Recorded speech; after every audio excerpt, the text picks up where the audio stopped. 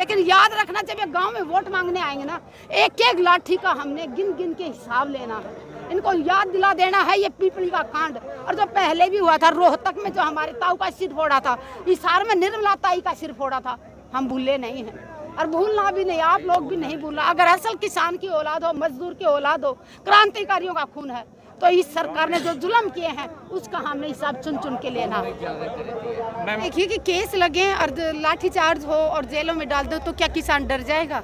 नहीं भाई, जितनों को डालेंगे, मैं कह रही हूँ उनकी जेलें छोटी पड़ जाएंगी। आज भी अगर इनको लाठीचार्ज करना, लाठीचार्ज करें, गोलियां चलानी बाकी हैं। लाठियां तो हम खा ही रहे हैं, 2014 से 15 से खा ही रहे हैं लाठियां तो।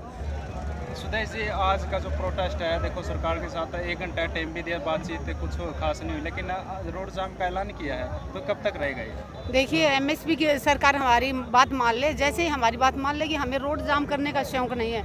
ये तो हमारा रोड जाम करना तो मजबूरी है हमारी, लास्ट हथियार है। जब सरकार नहीं सुनती है तो लास्ट में सोचते कि कहाँ जाएं, तब मजबूरी में यहाँ आना पड़ता। रोड जाम करके हमें कोई खुशी नहीं मिलती, हमें भी दुख होता है, क्योंकि जो यहाँ से लोग गुजरते वो भी हमारे ही भाई बहन हैं। हम किसी को कष्ट नहीं देना चाहते, हम खुद कष्ट में तो दूसरों को कष्ट नहीं देना चाहते, लेकिन कोई रास्ता नहीं है हमारे पास। मैम, शाहबाद में भी रोड जाम कराया था, लाठीचार्ज भी है, फिर रोड जाम के बाद 700 किसानों पर केस भी लगे हैं, क्या दोबारा तो नहीं दोहराया जा सकता? नहीं, तो आप ये देखिए कि केस लगे और लाठीचार्ज हो और जेलों में डाल दो तो क्या किसान डर जाएगा?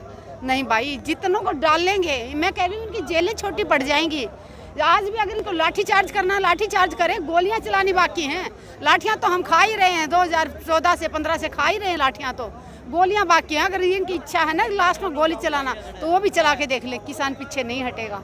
मैम, सुबह बैरिकेडिंग वगैरह करे जा रहे थे, सख्ती के साथ अलर्ट पर था प्रशासन भी, और जो वाटर कैनन है, आंसू गैस की गोले की मशीन है, वो भी खड़ी कर रखी थी, तो लेकिन अब शांतिपूर्वक किसान निकल गए, तो क्या कुछ? तो हम भी शांति चाहते हैं। हमारे तो लास्ट उम्मीद ये है कि लास्ट तक हम अपने आंदोलन को अनुशासन में और शांतिपूर्ण ढंग से अपना हक लेना चाहते हैं। हम भी नहीं चाहते, उग्र होना नहीं चाहते, लेकिन कहीं ना कहीं ऐसा लगता है कि सरकार वेट कर रही है कि इनको इतना परेशान करो किसानों को कि ये उग्र होने के लिए मजबूर हो जाएं। क्यों इतना टाइम क्यों लगा रही है सरकार? कैसे आपने देखा उस दिन हमारे कैसे किसानों पे लाठियां बरसाई। अंग्रेजों की सरकार ने भी इतने अत्याचार नहीं किए थे जितने ये आज की सरकार जुल्म कर रही है किसानों पे। मैम, जंतर मंतर पर आप खुद मौजूद थे, तो जो बहन बेटियों को किस तरह घसीटा गया, आप मौके बता थोड़ा बता। देखिए, वो मैं देख के भी उस टाइम ऐसे लग रहा था कि मैं कोई सपना देख रही हूँ। जिन बेटियों ने दूसरे देशों में जाके तिरंगे की शान बढ़ाई, तिरंगा हाथ में उठा के जनगण मन गाया गया, और उन बेटियों के हाथ में जो तिरंगा था, ना तो इन्होंने तिरंगे का सम्मान रखा, ना उन तिरंगे का मान बढ़ाने वाली बेटियों का। हमने जितना कोशिश करी बेटियों को पकड़ के रखने की, लेकिन एक एक करके हमें इधर से बजरंग पुनिया को घसीट के ले गए, उधर से मुझे, लास्ट में दोनों बहनें रह गई। लास्ट तक वो बेचारी झंडे को पकड़े हुई थी हमारी बेटियाँ। लेकिन इन लोगों को ना तो तिरंगे का कोई सम्मान है, ना हमारे खिलाड़ियों का कोई सम्मान है। जो देश की शान बढ़ाने वाली बेटियों पे लाठियां बरसाई जा रही थी, और जो बलात्कारी है उसको सिक्योरिटी दे रहे हैं, उसको बचाव कर रही सरकार। पूरा देश देख रहा है। इन्होंने बहुत कोशिश की कि खिलाड़ियों को ही झूठा साबित कर दें, या खिलाड़ियों को एक जाति में बांट दें, एक धर्म में बांट दें, या एक राज्य में बांट दें। लेकिन देश बेवकूफ़ नहीं है, पढ़े लिखी दुनिया है, वो सब जान चुकी है कि अगर सुप्रीम कोर्ट ने पॉक्सो के तहत FIR दर्ज कराई थी तो कुछ तो सच्चाई थी।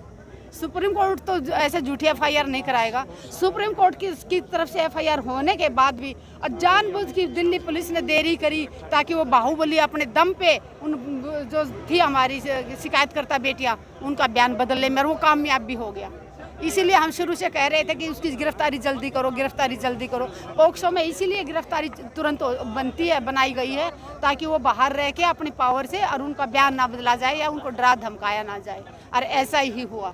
मैम, कुछ खबर ये भी मिल रही थी कि जो खिलाड़ी थे, महिला खिलाड़ी थे, पुलिस वाले जो पुरुष पुलिस वाले थे उन्होंने उठाया है, महिला पुलिस ने नहीं उठाया। नहीं, 28 तारीख को तो महिला पुलिस थी, 28 तारीख को तो महिला पुलिस थी। जहाँ जब तक मैं उन खिलाड़ियों के साथ थी मुझे तो महिला पुलिस ही लेके गई थी। हाँ, लेकिन जिस दिन उससे पहले जब 4 तारीख को, 3 या 4 तारीख को जब हुआ था, उस दिन एक पुलिस वाले ने हमारी खिलाड़ी को, महिला खिलाड़ियों को छाती पे ऐसे धक्का दिया था जोर से। यहाँ उन्होंने हाथ लगा के जोर से धक्का दिया था। उस दिन उन्होंने जो घटिया हरकत की थी वो बहुत ही निंदनीय है, और मैं कहूँगी कि हम कभी बोल नहीं सकते उस चीज़ को। अगर जिन बेटियों ने सोचा था कि पुलिस हमारी सुरक्षा में खड़ी है, और वही पुलिस उन बेटियों को घसीट रही थी। तो मैम क्या कहना चाहोगे, सरकार बोल रही है कि जो बहन बेटियां बिल्कुल सेफ आते रात को भी घर से बाहर रोड पर निकल सके हैं, तो क्या लगता है? बिल्कुल सेफ नहीं है। और जिस सरकार में बलात्कारी बैठे हों इतने सारे, और सरकार मैं ये कहूँगी यहाँ तक कि देश के गृह मंत्री, देश के प्रधानमंत्री बलात्कारियों के साथ खड़े हों।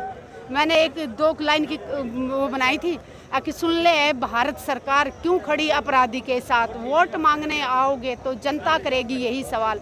जिसको भारत का गौरव बोला, परिवार की बेटी बोला, 1 महीने से बैठी हैं जंतर मंतर के दरबार। सुन ले भारत सरकार क्यों दे रही अपराधी का साथ, क्यों खड़ी अपराधी के साथ। प्रधानमंत्री देश की जनता आपसे ये सवाल जरूर करेगी। और जब जिसको आपने बेटी हो, अपने परिवार की बेटी बोला विनेश फोगाट को, और वो न्याय की गुहार लगा रही थी, खून के आंसू रो रही थी, और प्रधानमंत्री जी आरोपी के साथ खड़े थे। सुदेश जी, सर किसान जब भी अपने हक की आवाज़ उठाओ, उन्होंने सड़कों पे आना पड़ा है, और सड़कों पे आने के बाद आपने देखिएगा लाठीचार्ज जो है, मुकदमे हुए हैं, तो कब तक इस तरह से चलेगा? देखिए तानाशाही सरकार है, लोकतंत्र खत्म हो चुका है। तानाशाही सरकार, इनको एक घमंड हो गया है, सत्ता का इतना गुरूर हो गया इनको कि हम तो जिसमें चाहे लाठियां बरसा दें, चाहे वो पहलवान हो, चाहे खिलाड़ी हो, चाहे जवान हो।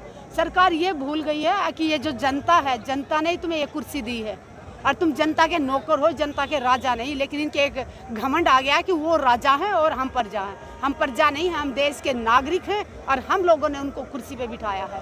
तो जब जनता चाहेगी उनको उतार भी देगी। तो सुदेश जी, क्या किसान टूट जाएगा इस तरह? बिल्कुल नहीं। शाहबाद में आज हो रहा है, जब जुल्मी जुल्म करेगा सत्ता के गलियारों से, चप्पा चप्पा गूंज उठेगा इनकलाब के नारों से। इनकलाब जितना ये जुल्म करेंगे ना, उतना जितने हमारे ऊपर लाठियां बरसाते हैं ना, उतना ही हमारी एकता ज़्यादा होती है और हमारी मजबूत होते हैं, और हमारे हौसले और ज़्यादा बुलंद होते हैं। इन्होंने क्या सोचा था कि यहाँ एक संगठन आया है और तुम इनको लाठियां बरसाओ और जेल में डाल दो तो ये घर बैठ जाएंगे।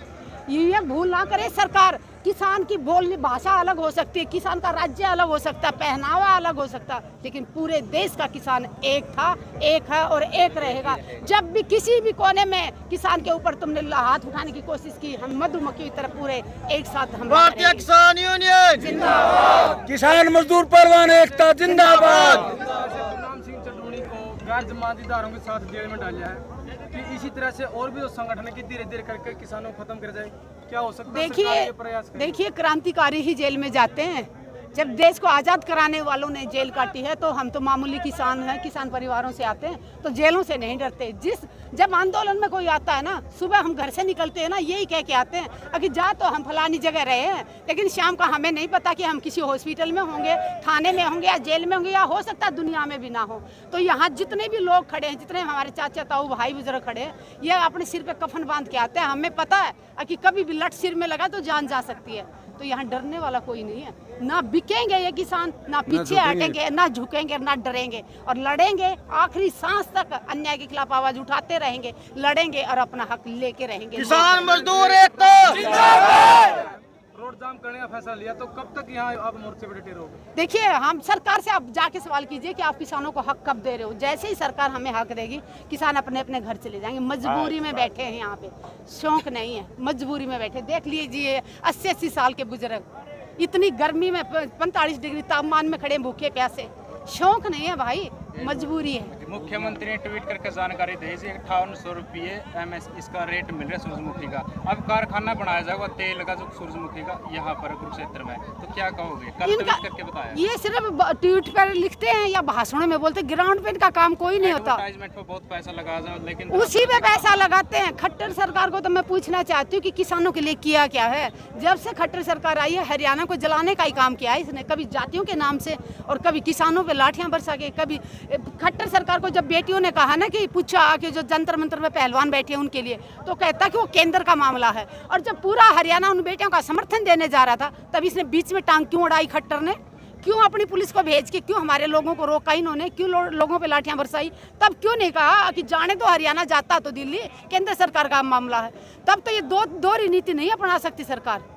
जब उनसे न्याय की बात करें तो कहता कि केंद्र का मामला है, और जब हरियाणा की जनता उनका समर्थन करने जाए पहलवान बेटियों का, तो ये अपनी पुलिस से पिटवाते हैं। कब तक पिटवाएंगे? वोट मांगने आएंगे ना गांव में, याद रखना एक एक लाठी का हिसाब लेना है, भूलना नहीं है। हम बहुत बोले हैं किसान, हम थोड़ा सा कोई प्यार से बोलता है ना तो हम भूल जाते हैं, लेकिन याद रखना जब ये गांव में वोट मांगने आएंगे ना, एक एक लाठी का हमने गिन गिन के हिसाब लेना है। इनको याद दिला देना है ये पीपली का कांड, और जो पहले भी हुआ था रोहतक में, जो हमारे ताऊ का सिर फोड़ा था, हिसार में निर्मला ताई का सिर फोड़ा था, हम भूले नहीं हैं और भूलना भी नहीं, आप लोग भी नहीं भूलना। अगर असल किसान की औलाद हो, मजदूर की औलाद हो, क्रांतिकारियों का खून है, तो इस सरकार ने जो जुल्म किए हैं उसका हमें हिसाब चुन चुन के लेना है।